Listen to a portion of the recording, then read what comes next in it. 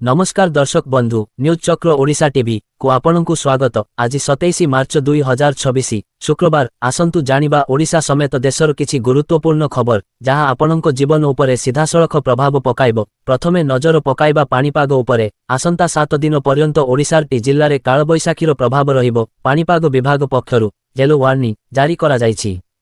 घंटा प्रति 50 किमी बेगरे पवन सह वज्रपात और वर्षार संभावना रही। भुवनेश्वर और आखपाख अंचल प्रबल गरम पर वर्षा और कुआपथर मार्च जोगु सामान्य आश्वस्ति मिली।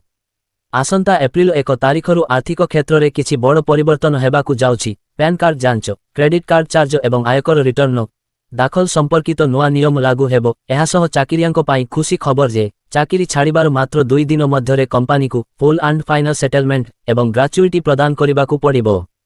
छात्र छात्रींको पाई एप्रिल मास छुट्टी रे भरपूर रहिबो। उत्कल दिवस, महावीर जयंती, गुड फ्राइडे एवं महाविषुव संक्रांति पाई प्राय 10 दिन स्कूल बंद रहिबो। अन्यपटे खरा छुट्टी पूर्वरु पिलांकु स्कूल यूनिफॉर्म बांटिबाकु जिल्लापाळमानंकु निर्देश दिया जायछि। मई रु 18 मध्यरे राज्य रे पीजी प्रवेशिका परीक्षा अनुष्ठित हेबो।